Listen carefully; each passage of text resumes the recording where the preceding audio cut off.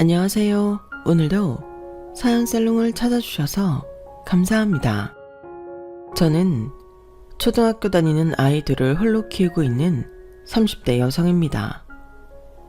남편과는 21살에 만나 24세 결혼했고 결혼 생활은 12년 정도 했어요.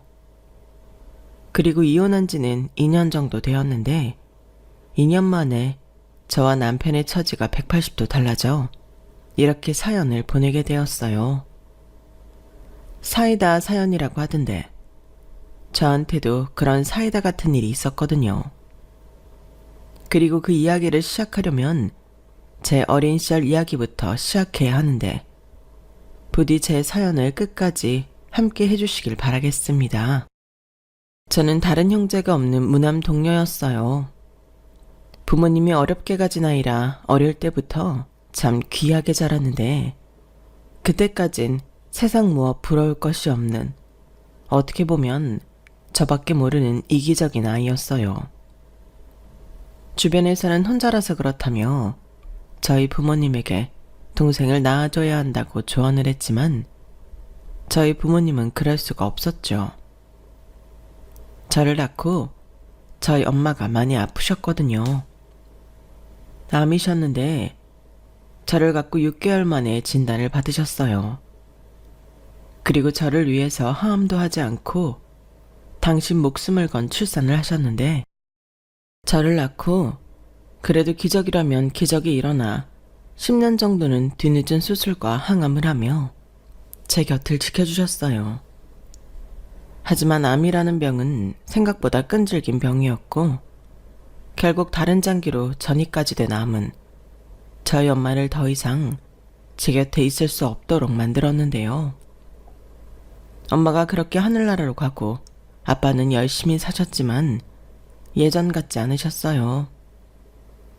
밤마다 술에 의지해 살았고 잠도 거의 못 자고 출근에 일을 하는 최악의 생활을 하셨는데 결국 일을 하는 중 사고가 나서 아빠마저 엄마 곁으로 가고 말았어요.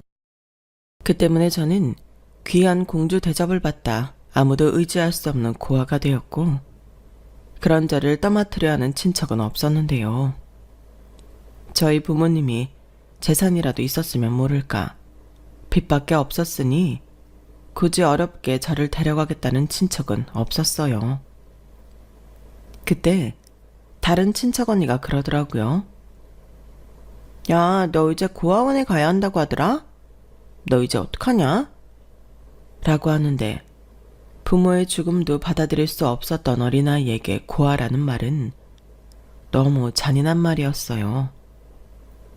결국 저는 씩씩거리며 그 언니 얼굴을 평소 기르고 있던 손톱으로 핥혀버렸고 그 일로 고모와 삼촌은 뒤집어졌는데 그때 엄마의 유일한 혈육 이모가 나서서 저를 지켜줬어요.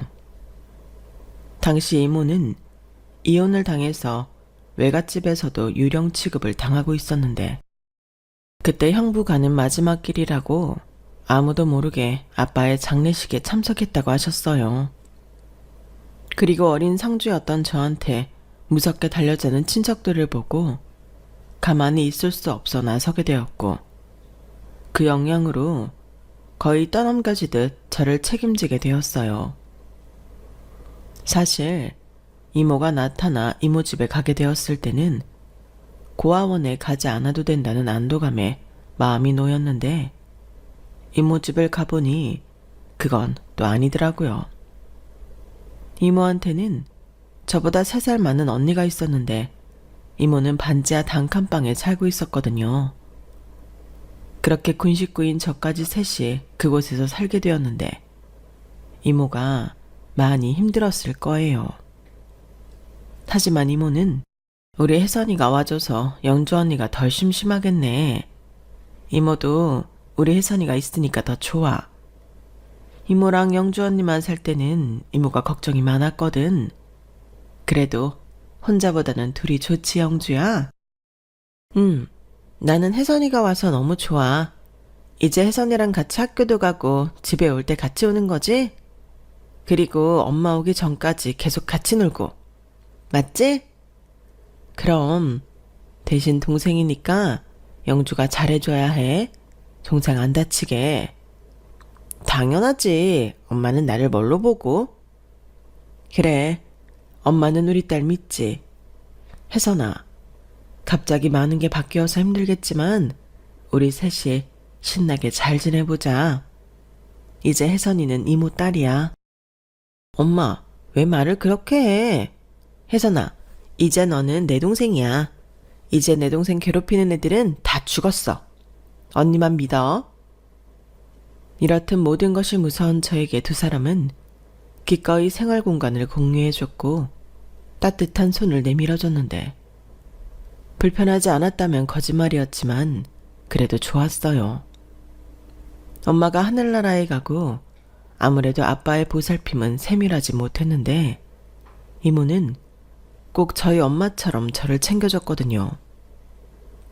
그리고 갑자기 닥친 현실에 잔뜩 주눅이 들어있던 저는 차츰차츰 다시금 활기를 찾기 시작했는데요. 혼자만 있던 저에게 영주 언니는 아주 좋은 친구였어요. 둘 다 형제 없이 혼자만 지내서인지 싸울만 하고만 영혼의 단짝처럼 잘 지냈죠. 그리고 그런 모습을 이모는 참 뿌듯해 하셨는데 언니가 중학교에 들어가면서는 이모가 돈을 더 벌어야 한다며 새벽부터 나가 밤늦게 들어오는 생활을 했어요.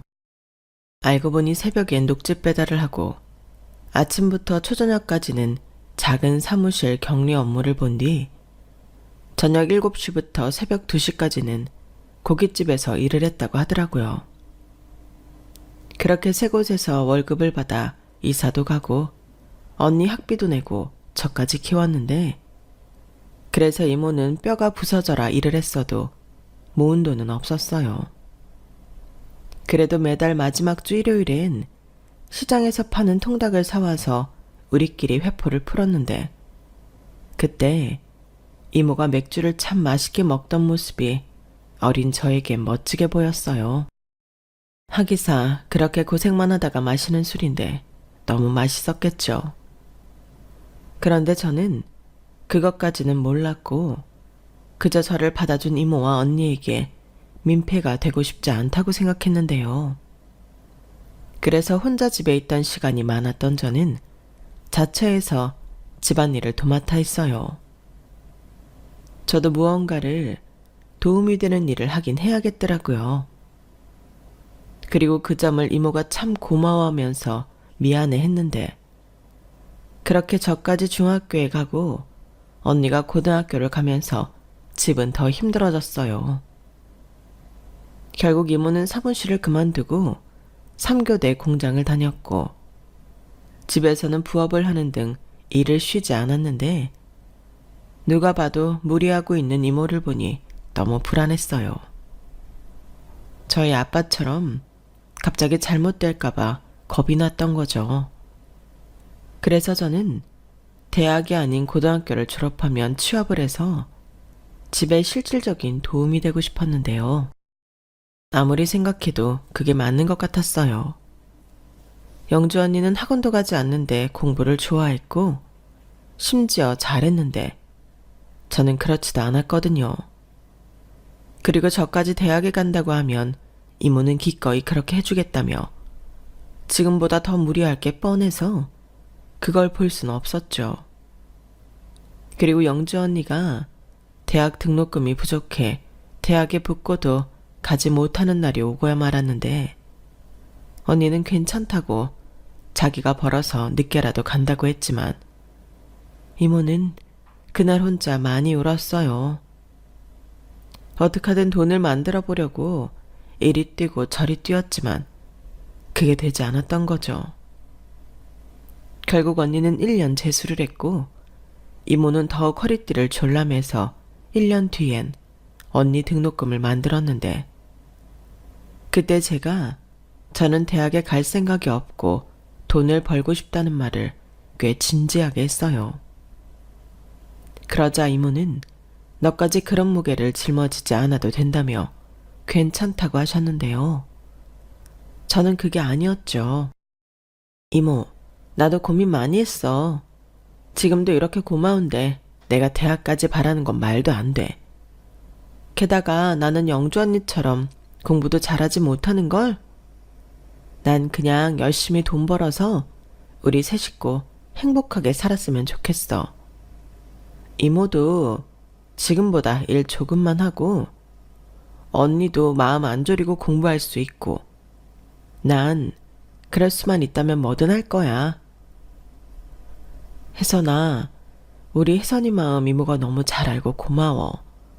근데 이모한테는 혜선이도 똑같은 딸이라서 혜선이가 그렇게 말해도 그러라고 할 수는 없어. 이모, 이건 내가 좋아서 내가 선택해서 그러겠다는 거야. 나도 이모를 돕고 싶다고. 혜선아, 이모, 내가 정말 이 말까지는 안 하고 싶었는데 내가 언니처럼 공부라도 잘했으면 이런 말 안 한다. 그럼 나도 눈 딱 감고 이모한테 대학 보내달라고 해서 그 다음에 더 큰 돈을 벌어야겠다는 생각을 하지. 근데 내 성적이 그건 아니잖아. 난 어차피 대학에 가도 지방대밖에는 못 가. 그럴 거 무리해서 뭐 하러 가? 그냥 지금 내가 할 수 있는 일로 돈을 벌어야지. 우리도 남들처럼 여행도 다니고 외식도 하고 그렇게 살자. 그게 내 꿈이야.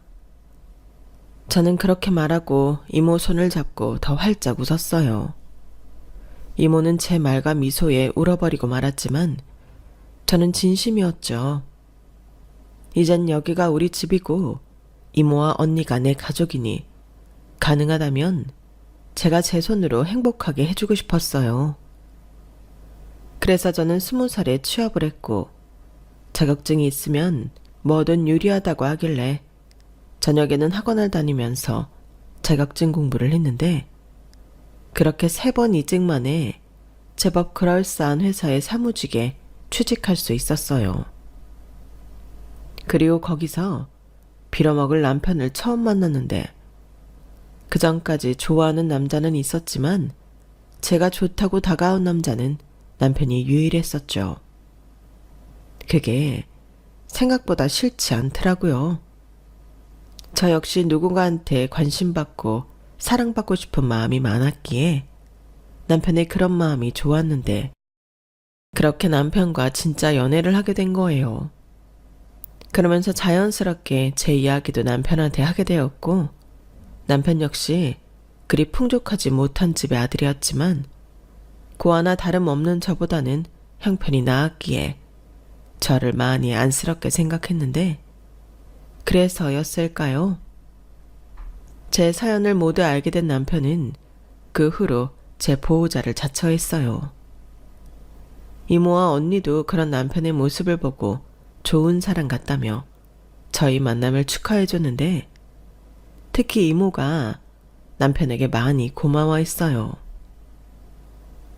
우리 혜선이가 아직은 나이도 어리고 경험도 부족해서 서툰 게 많지만 옆에서 잘 좀 챙겨줘요. 내가 참 착하고 마음이 여린데 상처 주지 말고 잘 만났으면 좋겠네. 라며 남편을 볼 때마다 어떻게라도 더 좋은 걸 먹이고 싶어 신경을 많이 썼는데 그때 남편이 이모를 장모님처럼 생각하겠다며 저에게 결혼하자고 했죠. 결혼이라니. 사실 생각도 못한 일이었는데 남편이 너무 좋다 보니 결혼은 하고 싶었어요. 하지만 모아둔 돈이 많지 않았던 저는 결혼도 쉬운 일이 아니었는데 그때 이모가 저에게 2천만 원이 든 통장을 건네주더라고요. 이모, 이게 뭐야? 뭐긴 네가 이모한테 쓰라고 가져다준 생활비 모아둔 돈이야. 그러니까 이건 네 돈이지. 아니, 그 돈을 안 쓰고 모았다고? 왜? 이럴 날이 올 줄 알았으니까. 그리고 네가 밖에서 힘들게 번 돈을 이모가 어떻게 쓰니? 아까워서 못 쓰지. 그래도 이러는 법이 어딨어.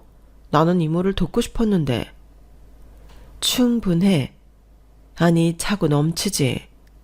그리고 가족끼리 도울 일이 뭐가 있니? 그저 이모한테 너는 고맙고 대견한 그런 존재야. 네가 가져온 돈을 저금하면서 이모가 얼마나 많이 힘을 얻었는지 알아? 이건 돈이기 전에 혜선이 네 마음이잖아. 그러니까 더 잘 썼어야지. 이게 뭐야. 그리고 이걸 주면 내가 좋다고 홀랑 받아서 쓸 줄 알았어? 이모는 정말 내 마음도 몰라. 모르긴. 이모 마음 같아선 여기에 돈 더 보태서 우리 혜선이 시집 잘 보내고 싶지. 근데 영주 공부도 아직 안 끝났고 이모가 그럴 여유가 없다. 대신 이거라도 있으니 얼마나 다행이야. 큰 도움은 안 되겠지만 이걸로 너 시집 가. 그리고 이모가 열심히 벌어서 우리 혜선이 도움 필요할 때마다 도울 수 있도록 할게. 이모 믿지? 이모, 그게 무슨 말이야. 난 이미 이모한테 넘치게 받았어. 그렇게 말해주면 고맙고. 그러니까 이젠 시집가서 더 넘치게 사랑받고 행복하게 살아. 이모는 사실 영주보다도 혜선이 네가 걱정이었어. 우리 혜선이는 마음도 약하고 정에도 잘 흔들리는 아이잖아. 그래서 어디 나쁜 사람한테라도 이용당하지 않을까? 늘 걱정했는데 이젠 그런 걱정을 안 해도 될 사람을 만난 것 같아서 이모가 얼마나 감사한 줄 아니? 이제 우리 혜선이 진짜 행복할 일 남은 것 같아서 이모가 너무 기뻐. 그러니까 혜선아, 꼭 잘 살아야 해. 꼭.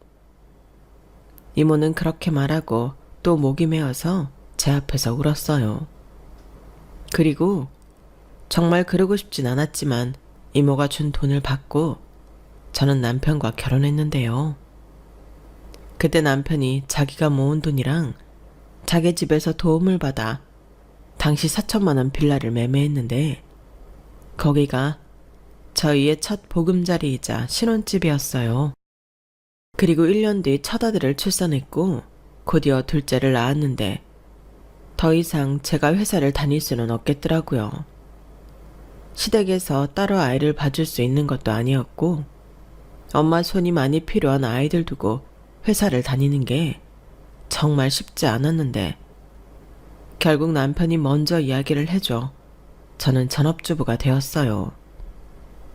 아마도 그때부터 남편의 눈치를 보게 되었던 것 같은데 둘이 벌다 남편 혼자 벌게 되니 저절로 주도권을 남편한테 뺏긴 것 같았죠.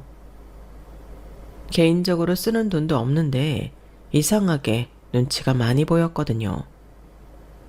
그러다 설상가상으로 회사가 힘들어지면서 남편이 정리해고 되었는데 그때는 정말 막막했어요. 아이들도 아직 어리고 집 대출금도 있어서 하루하루가 불안했는데 그래서 제가 먼저 집이라도 팔아서 가게를 하던가 하자고 했어요. 그렇게 집을 팔려고 하는데 뜻밖의 시댁에서 5천만 원을 해줄 테니 집을 팔지 말라고 했고 감사하게 그 돈을 받아 저희는 삼겹살 집을 차렸는데요. 당시 시댁도 식당을 하고 있었기 때문에 시댁 도움을 많이 받았어요. 그리고 아이들을 어린이집에 보내고 장사 준비도 돕고 저도 제가 할 수 있는 일을 찾아서 하며 가게가 잘 되기만을 바랬는데 삼겹살집 특성상 점심보다는 저녁 장사가 잘 되더라고요. 그런데 저는 아이들 때문에 저녁 장사 때 가게에 나올 수 없었는데요. 하는 수 없이 아르바이트와 직원을 구할 수밖에 없었어요. 너무 바쁜 때는 시어머님이 저희 가게에 나오셔서 주방 일을 도맡아 해주셨지만 그걸 매일 바랄 수는 없었거든요. 그리고 집에서 애들과 있는 시간이 노는 건 아니지만 가게에서 혼자 이리 뛰고 저리 뛰고 있을 남편 생각에 저는 늘 마음이 불편했는데 그때부터 저희 사이는 예전 같지 않았던 게 사실이었어요. 남편은 더 이상 저를 챙기고 배려하지 않았거든요. 그저 같이 사는 자기 아이들을 맡아서 키우는 사람 정도로만 여기는 것 같았는데 그래서 그때 여자로서 자신감도 없었고 자존감도 많이 떨어졌죠. 하지만 이모한테는 걱정을 시키고 싶지 않아서 저는 아무런 내색도 하지 않았는데요. 이모랑 영주 언니한테도 이왕이면 잘 지내는 모습만 보여주고 싶었어요. 그래서 안부 전화를 주고받을 때면 저는 제 상황이 어떻든 잘 지낸다고 이야기했는데 거기엔 나름의 다른 이유도 있었어요. 제가 남편과 결혼을 한 후 이모한테도 좋은 일들이 많이 생겼거든요. 우선 영주 언니가 대학 졸업 후 대기업에 취직을 하더니 몇 년 뒤 변호사 형부를 만나 결혼을 했고 그 다음에 작은 평수의 아파트긴 했지만 이모도 꿈에 그리던 내 집 장만에 성공했는데 요즘처럼만 살면 여한이 없겠다고 말하는 이모한테 걱정거리를 만들어주고 싶진 않았어요. 더욱이 저도 결혼을 한 이상 남편과 아이들이 진짜 내 가족이라는 생각을 하게 되면서 사실상 이모와 영주 언니에게 거리를 두고 있었는데 문제는 그 점을 남편이 너무나도 잘 알고 있었다는 거였어요. 둘째 아이가 태어나기 전까지는 그래도 저를 좀 배려하고 챙겨주던 남편이 삼겹살집을 연 후로는 저를 은근 무시했는데 거기엔 제가 친정 부모님도 안 계시고 자기 집에서 돈을 지원받았다는 것이 큰 계기가 되었던 것 같았어요. 그리고 저 역시 그런 남편과 시댁에 끌려다닐 뿐 제 주장도 잘하지 못했는데 우선 아이들이 어리니 제 역할은 아이들을 잘 키우는 것에 있다고 생각한 게 문제를 키운 셈이었죠. 저는 남편과 제가 확실한 역할 분담을 하고 있다고 생각했거든요. 하지만 남편은 점점 저를 자기가 벌어다주는 돈으로 편하게 먹고 사는 짐짝으로 생각했고 급기야 명절이면 이모 집에 가고 싶은 저를 뻔히 알면서도 거길 왜 가냐며 귀찮아했는데 그 일로 부부싸움도 여러 번 했어요. 아니, 부모님 집도 아니고 이모 집인데 거길 뭐하러 명절마다 가? 그냥 자기도 편하게 쉬어. 나는 이모한테 가도 편하게 쉬어. 거기 가면 오랜만에 이모도 보고 언니랑 형부도 볼 수 있으니까 가고 싶은 거지. 그리고 자기 집에는 명절 전날부터 가는데 우리 이모는 그것도 아니잖아. 누가 보면 자기가 이모님 친딸인 줄 알겠다. 그런 걱정은 친딸인 처형이 해야지. 그리고 전에는 몰랐지만 그 변호사라고 어깨에 힘주는 그 사람이 있어서 난 거기 더 가기 싫어. 너는 남편 체면은 생각도 안 하냐? 나는 정리해고당에서 고깃집이나 하고 있는데 자기네 친척들이 나를 얼마나 무시하겠어? 무시는 누가 무시했다고. 그건 자기 자격지심이지. 자기가 먼저 그랬잖아. 우리 이모를 장모님처럼 생각하고 잘하겠다고. 그야 옛날 얘기지. 지금이랑 그때랑 마음이 같냐? 지금 나는 여유도 없고 명절 연휴라고 다 쉴 수도 없는데 애당초 이모한테 간다고 한 자기가 이기적인 거지. 알았어. 그럼 나만 애들 데리고 다녀올게. 그럼 되잖아. 남편은 저의 막무가내로 이모한테 간다는 말에 더는 토를 달지 않았어요. 자기는 그냥 자기가 가기 싫을 뿐 제가 애들을 데리고 가는 거엔 큰 관심이 없었거든요. 다행히 친정인 이모한테 가지 말고 연휴 내내 자기 집에 가서 시부모 챙기라는 사람은 아니었는데 그래서 자연스럽게 어느 해부터는 시댁 차례가 끝나면 남편은 집에서 쉬다 가게에 나갔고 저는 애들 챙겨 이모한테 가게 되었죠. 이모, 나왔어. 그래, 어서 와라. 정서방은? 아, 이따 저녁에 가게 나간다고 나랑 애들만 왔지. 그래? 아휴, 정서방이 힘들어서 어쩌니. 지난 설에도 가게 연다고 너랑 애들만 왔잖아. 어쩔 수 없지. 동네 장사고 쉬는 직원이랑 아르바이트 셋 있으니 주인이 더 바쁘지.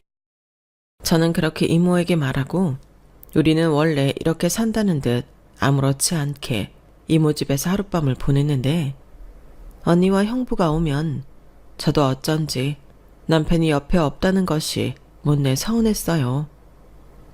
형부는 자상하고 또 개그만 뺨칠 정도로 재미있는 사람이었는데 거의 형부의 주도하에 분위기가 화기애애했거든요. 거기에 저희 애들도 어찌나 예뻐하는지 저는 언니랑 이모랑 쉬라고 하시고 애들만 놀이터에 데리고 나가서 2시간 넘게 놀아주기도 하셨는데 정말 그럴 때면 그러고 싶지 않은데 남편과 형부가 비교되어 은근 자존심도 상했어요.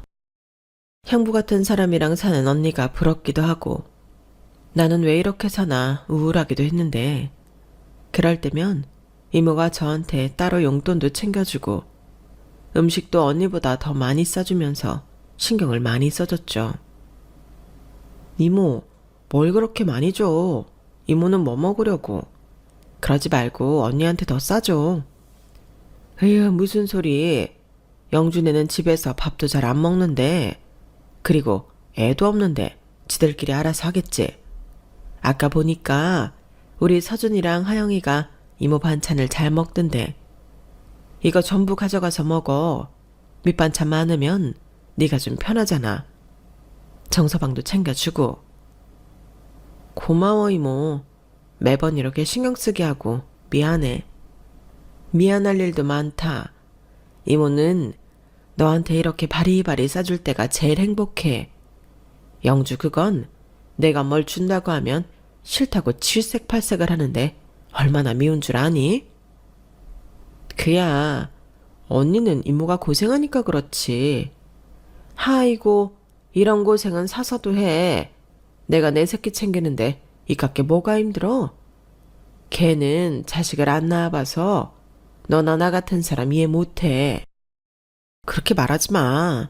언니 지금 임신 안 돼서 마음고생하고 있는데. 그래, 그건 좀 안쓰럽긴 해. 그래도 저 성격에 애까지 있으면 그건 그거대로 걱정이다. 우리 혜선이처럼 야물지가 못해서. 이모는 그냥 쟤들은 지금처럼 지들끼리 살아도 좋겠다는 생각이야. 솔직히 영주 쟤가 엄마 상은 아니잖아. 그냥 둘이 나중에 우리 서준이 하영이 크는데 좀 보태주고 자식처럼 챙겨줬으면 좋겠다. 그럼 혜선이 너랑 정서방이 좀 덜 힘들잖아. 이모는 우리 애는 우리가 알아서 해야지.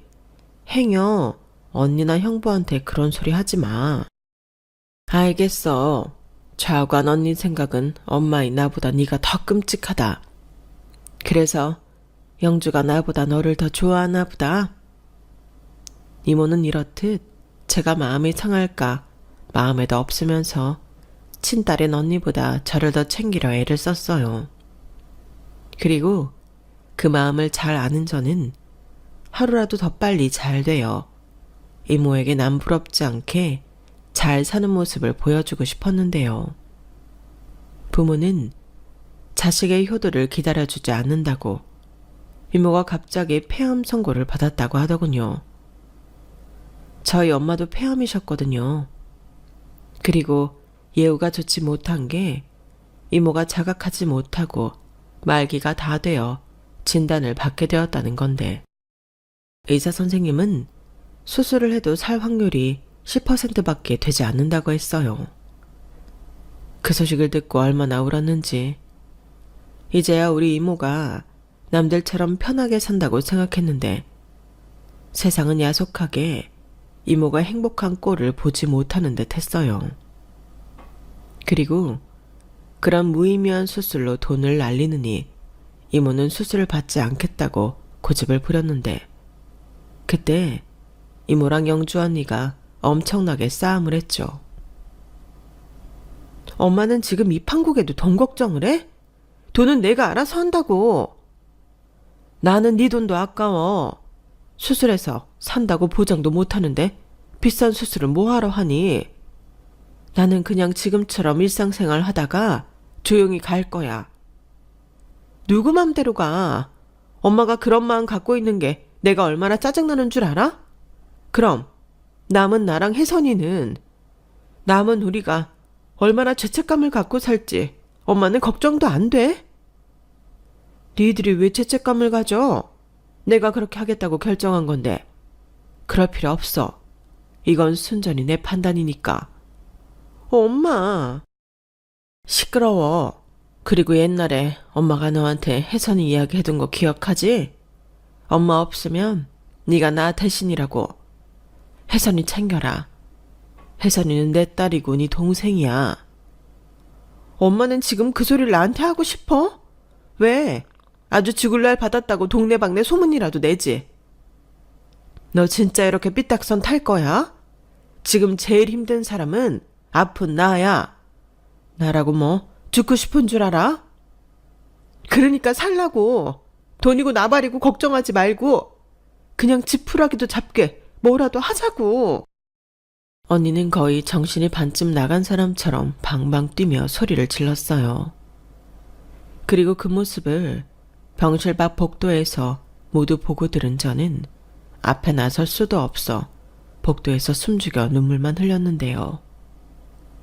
그렇게 버티던 이모는 고집대로 수술도 받지 않고 병원과 집으로 가다 세상을 떠났어요.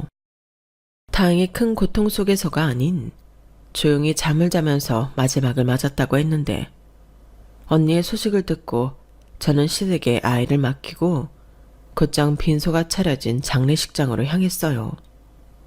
그리고 남편도 장사 준비를 다 해놓고 오겠다며 저에게 먼저 가 있으라고 했는데요.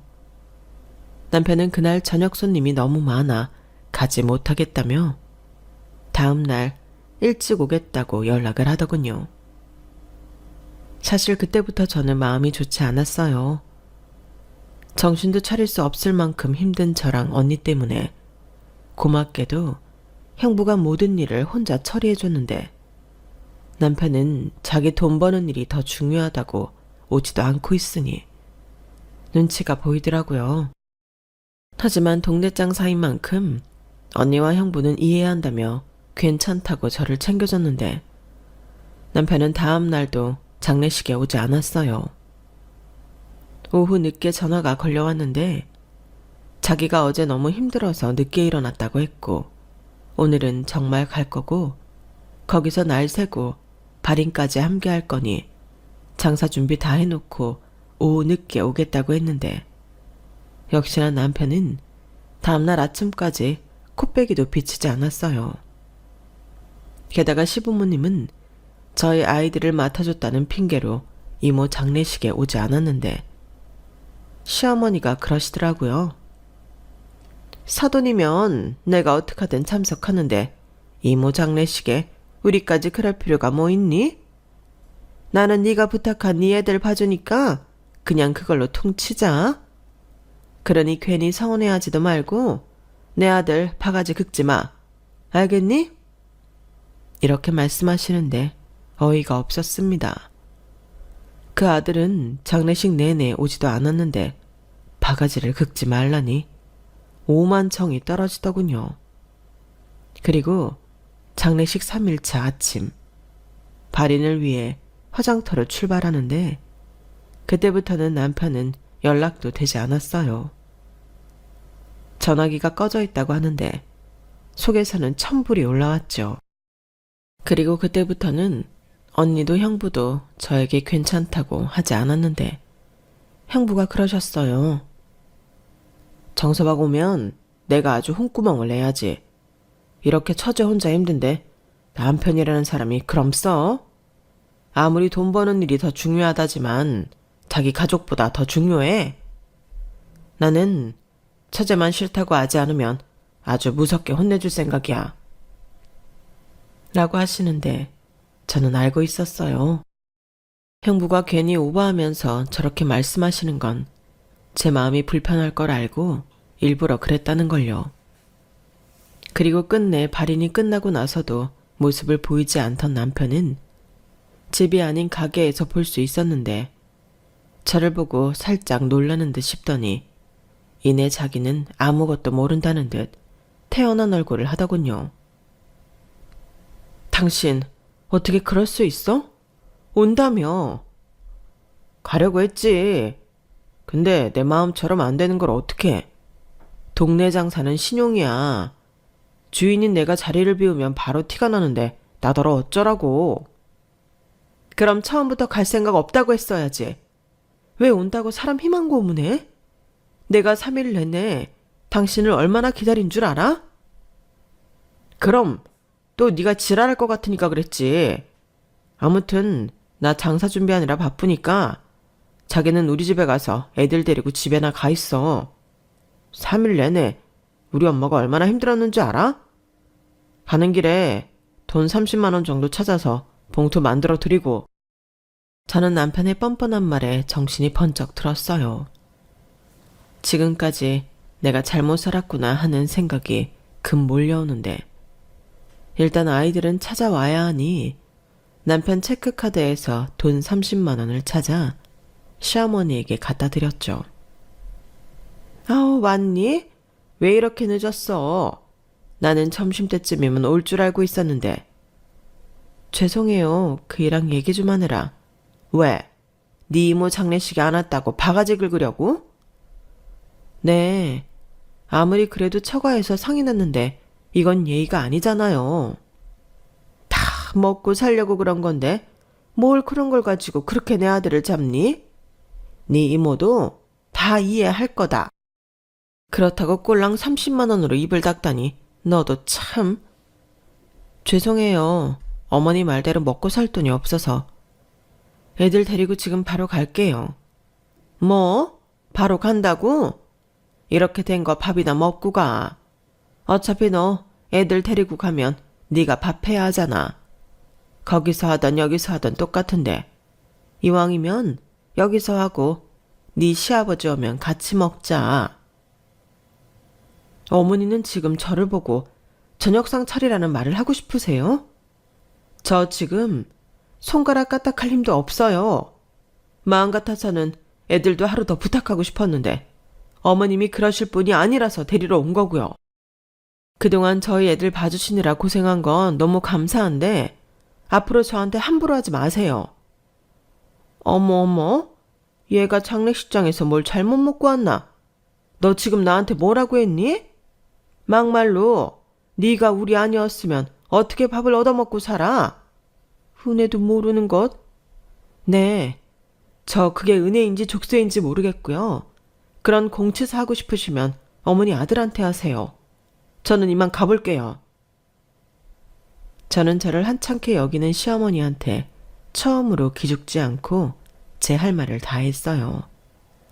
그러자 시어머니는 혈압이 올랐다는 듯 뒷목을 잡고 주춤하셨는데, 저는 그러던지 말던지 하고 택시를 잡아 아이들과 집으로 돌아왔죠.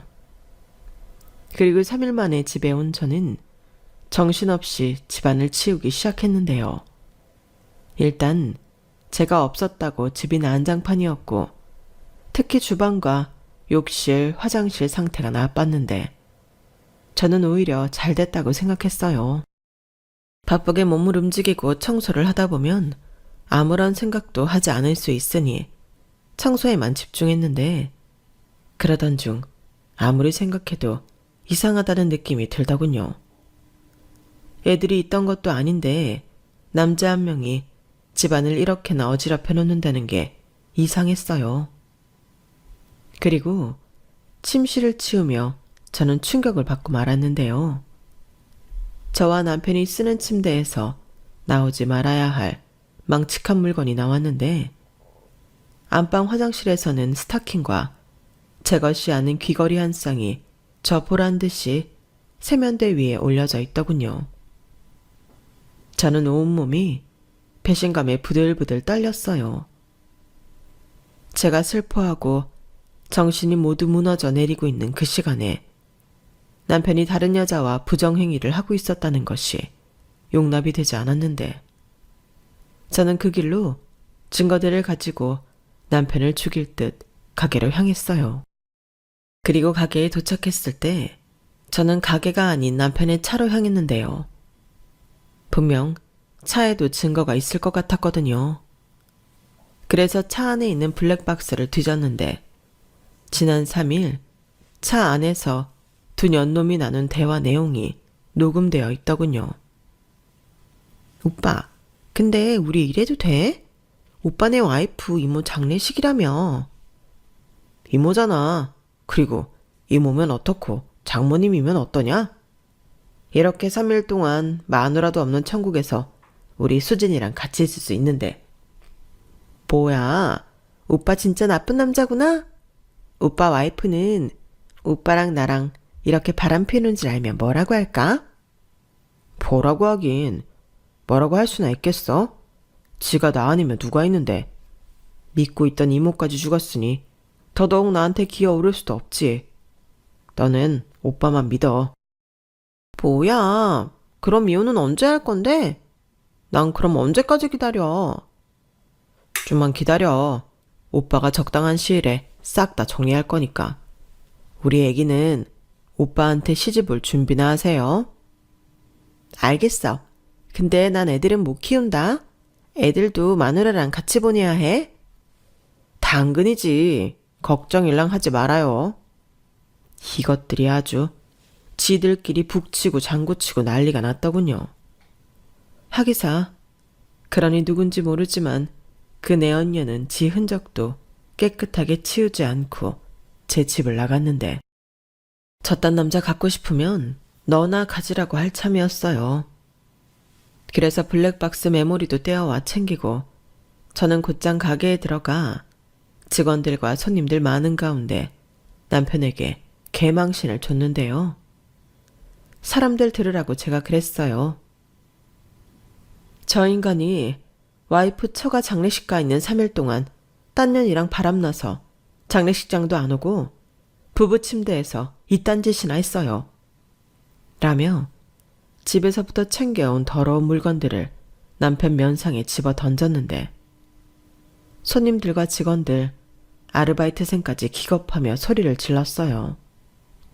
그리고 제가 챙겨온 물건들을 본 사람들은 저마다 수군거렸고 거기에 술을 마신 손님들은 대놓고 남편한테 쌍욕을 하는 사람들도 있었는데 남편 얼굴이 분노에 시뻘겋게 변했어요. 그리고 한 여자가 유독 어쩔 줄 몰라하며 도망갈 곳을 찾았는데 딱 봐도 저 여자가 내 남편과 붙어먹은 년이라는 걸 알 수 있겠더라고요.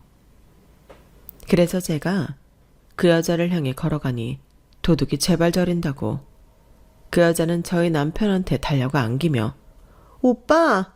하며 도와달라고 했는데 참 기가 막혔어요. 결국 적반하장이라고 남편이 모든 손님을 쫓아내듯 내보내고 저한테 불같이 화를 냈어요. 자기 오늘 공친 건 순전히 저 때문이라며 저더러 책임지라고 하더라고요. 그래서 내가 왜 책임을 지냐며 똑같이 화를 냈는데 그때 남편이 이렇게 말했어요. 그래, 나 너 몰래 바람 피웠다. 나 미스김 사랑해.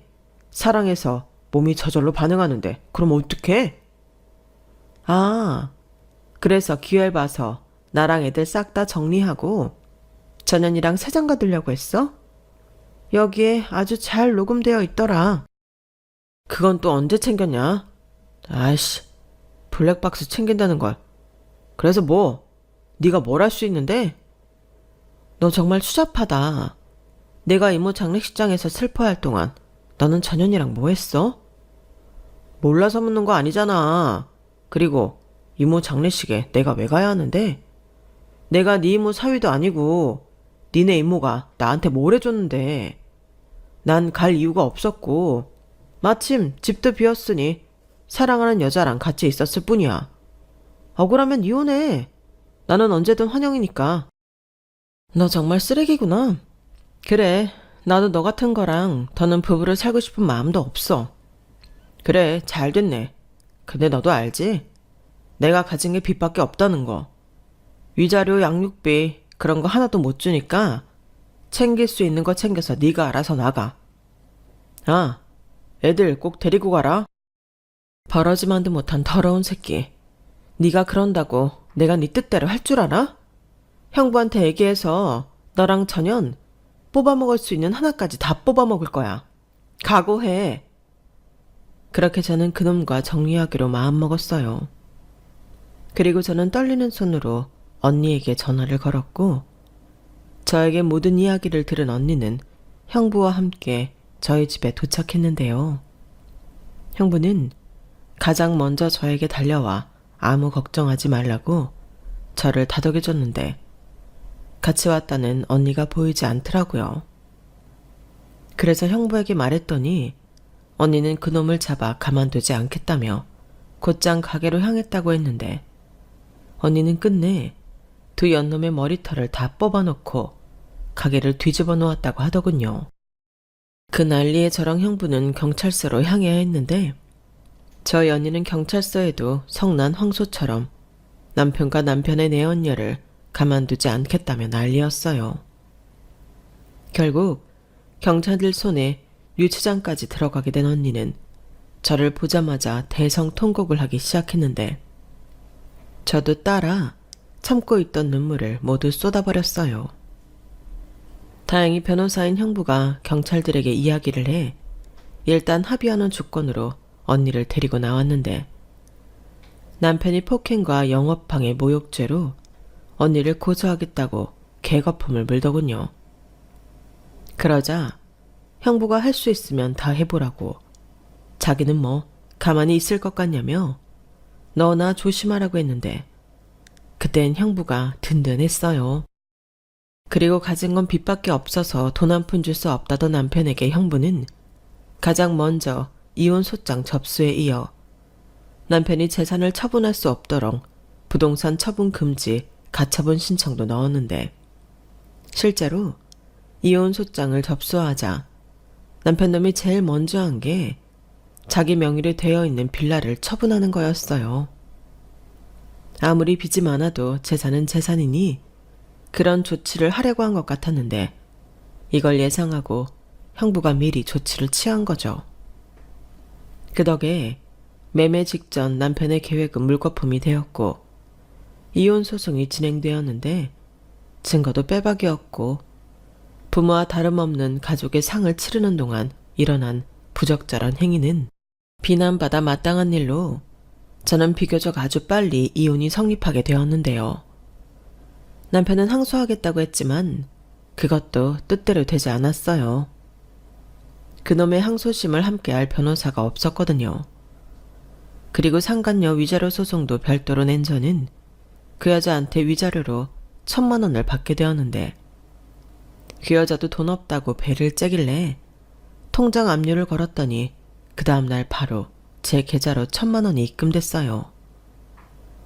그렇게 말도 안 되는 결혼 생활을 정리하고 혼자가 된 저는 이모의 집에서 아이들과 머물고 있었는데, 영주 언니가 저한테 할 말이 있다며 찾아왔죠.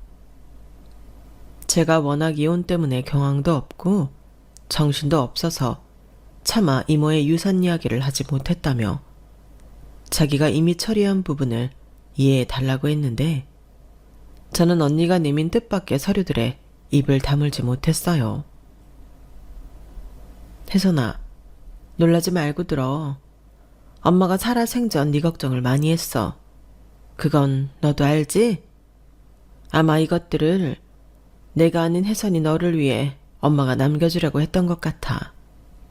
이 집이랑 엄마 통장에 있는 돈들, 이거 다 혜선이 네 앞으로 해놓으려고. 언니, 아니야. 내가 이것들을 어떻게 다 가져? 그럴 순 없어. 난 친딸도 아니잖아. 야, 네가 친딸이 아니면 누가 친딸이야? 나랑 너는 엄마한테 똑같은 친딸이었어. 그래서 난 이렇게 하는 게 맞다고 생각해. 너 이혼해서 당장 애들이랑 살아야 하잖아. 그딴 놈 보란 듯이 잘 살아야 하지 않겠어? 그래도 내가 어떻게, 언니도 있는데. 걱정하지 마. 설마 내가 너한테 다 주고 나는 아무것도 안 챙겼겠니? 난 나대로 챙긴 게 있어. 놀랐는데 엄마가 땅도 좀 있더라고. 나는 그거면 돼. 나중에 땅값 오르면 그때 가서 딴 말 하지 마라. 언니, 아, 그리고 엄마가 노년에는 가게를 하나 하고 싶었는지 집이랑 멀지 않은 곳에 작은 가게도 매입해놨더라. 그거 너 해. 너도 먹고 살 돈을 벌어야지. 애가 둘이나 있는데 뭐라도 해야 하지 않겠어? 그렇다고 내가 그 많은 걸 다 갖는다고? 말도 안 돼. 왜 말이 안 돼? 이건 엄마의 뜻이기도 하고 나랑 네 형부의 뜻이야. 그리고 내가 정말 이 말은 나중에 하려고 했는데 언니 불임 판정 받았다? 사실 진작부터 알고 있었는데 인정할 수가 없었어. 내가 왜 남들 다 갖는 애를 못 가져.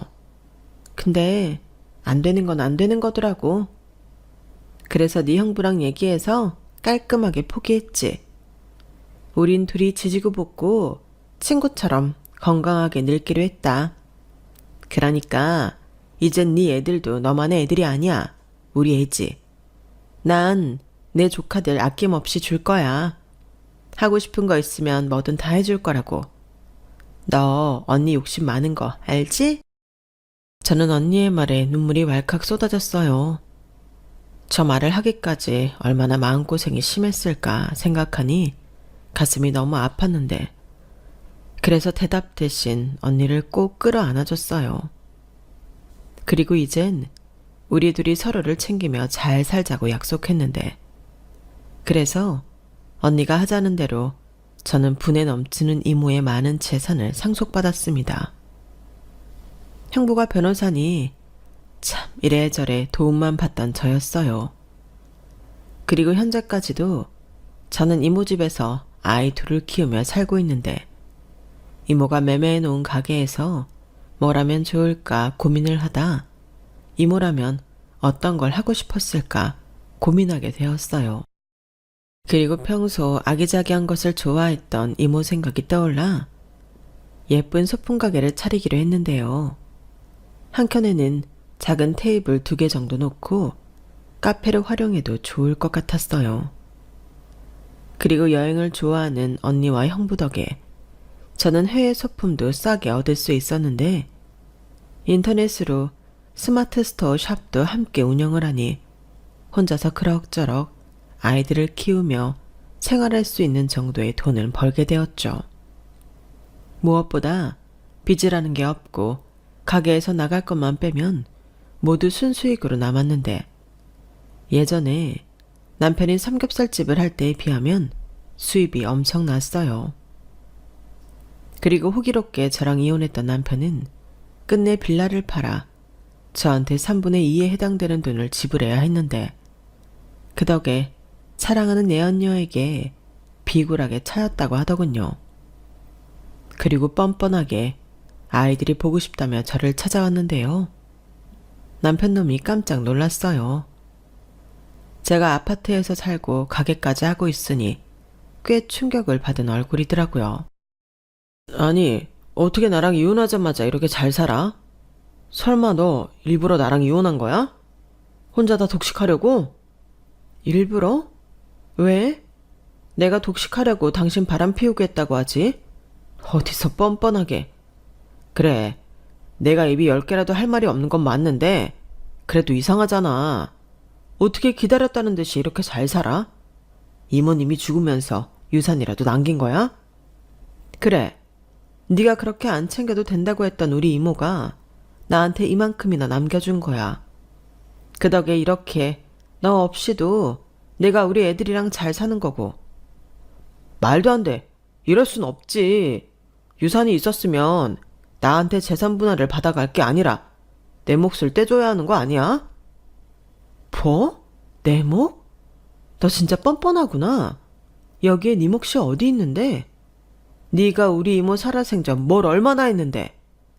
아니, 이모님이 자기 혼자 쓰라고 이것들을 전부 남겼겠냐 이 소리지. 아니, 이렇게 많은 재산이 있었으면서 왜 한 번도 우리를 안 도와준 거야? 아니다.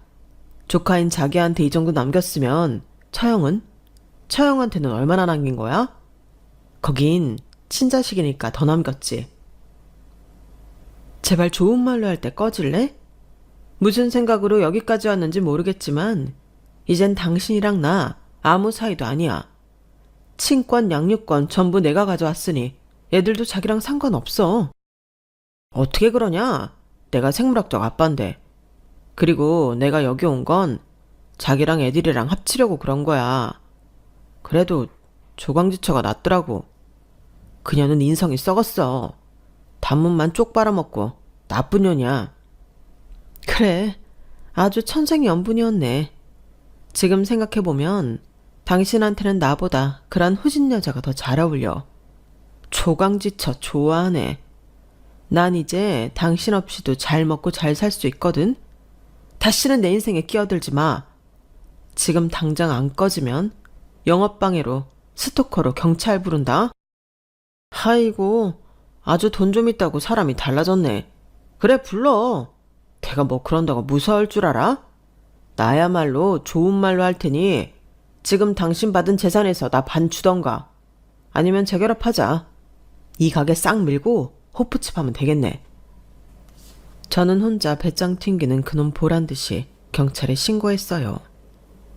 그리고 형부한테도 곧장 전화를 걸었는데 그놈이 제가 형부한테 전화를 걸자 눈이 왕방울만해지더니 제 전화를 뺏으려 했는데요. 그렇게 한 5분 칠랑이를 하니 경찰차 소리가 났어요. 그러자 아이씨 하며 그놈이 주랭랑을 쳤는데 멀리 가지도 못하고 경찰한테 붙잡혔죠. 그리고 형부가 곧이어 경찰서로 도착해 일단락했고 이를 근거로 접근 금지 신청까지 해줬는데 그 후 그놈은 나타나지 않았어요. 언니 말로는 형부가 법 말고도 더 강력한 조치를 해뒀다고 이젠 안심하고 살아도 된다고 했는데 그 이상을 알면 다친다며 알려주지 않더라고요. 그렇게 저는 다시 놀란 마음을 진정하고 일상으로 돌아왔는데 다행히 아이들도 큰 어려움 없이 지금까지 잘 지내고 있어요. 가끔은 아이들이 아빠를 찾거나 왜 엄마와 아빠가 이혼했는지 궁금해할까 저는 나름 마음의 준비를 하며 지냈는데 애들이 제 생각보다 빨리 철이 들었더라고요. 그리고 힘든 엄마의 모습을 모두 보았기 때문에 무조건 엄마를 위해주는데 왜 엄마들이 애를 보고 산다고 하는지 이해가 갔어요. 그리고 이젠 이모와 이모부도 있어 저희 5 식구들이 똘똘 뭉쳐 살고 있는데요. 언니는 평소 키우고 싶었던 골든 리트리버라는 강아지를 자식처럼 키우기로 했다는데 아이들이 그 강아지를 너무 좋아해요. 덕분에 강아지 보고 싶다며 주말이면 이모 집에 놀러 가고 싶다고 하는데 요즘은 엄마인 저보다 이모네 강아지 장군이를 더 좋아해요. 뭐 덕분에 주말에 가끔 혼자만의 시간을 보낼 수 있는 기회도 생기는데 언니가 즐기라며 애들을 맡아주기도 합니다. 그리고 최근에는 강아지 때문에 마당 있는 주택에 살아야겠다며 집을 구했는데 저희 동네에요. 덕분에 밤이면 저도 언니랑 형부랑 맥주도 마시고 예전보다 더 끈끈하게 지내고 있는데 매일매일이 행복합니다. 아마도 이모는 저랑 언니가 이렇게 살길 바랬겠죠. 유독 이모가 많이 보고 싶어지는 요즘입니다. 저는 가끔 시간 날 때면 옛날에 이모를 처음 만났던 날을 떠올려요. 이모가 나타나지 않았다면 꼼짝없이 고아원에 가야만 했던 어린 날의 저를 떠올리면 여지없이 가슴이 울컥 해오는데 그때 이모는 무슨 마음으로 아니 어떤 용기로 저를 키우기로 마음을 먹었을까 생각해 볼 때가 많은데요. 이제 어른이 되고 또 엄마가 된 저이지만 저는 그럴 수 없을 것 같거든요. 그리고 자기 엄마의 사랑을 친척인 저와 기꺼이 나눈 언니에게도 새삼스럽게 고마운 마음 투성인데 앞으로 저는 제가 사랑하는 사람들에게 평생 잘하며 이 고마운 마음을 보답하며 살아야겠습니다. 아울러 저희 아이들에게도 아빠의 빈자리 따윈 느껴지지 않도록 최선을 다할 생각인데요. 제가 이 마음을 평생 잃어버리지 않도록 많은 응원과 조언 부탁드립니다. 제 사연은 여기서 끝이에요. 너무 어릴 때부터 파란만장한 인생이라 그리 많이 길어졌는데 끝까지 들어주신 모든 분들께 감사의 인사를 전하고 싶습니다. 그럼 항상 행복한 일만 가득하길 바라며 저는 마지막 인사를 드릴게요. 앞으로 최선을 다해 열심히 살겠습니다. 그리고 열심히 사는 모든 분들에게 행운이 따르길 바라며 안녕히 계세요. 여러분, 사연 댓글에 응원과 현명한 조언 부탁드려요. 좋아요와 구독은 저에게 큰 힘이 됩니다. 오늘도 좋은 일 가득하세요.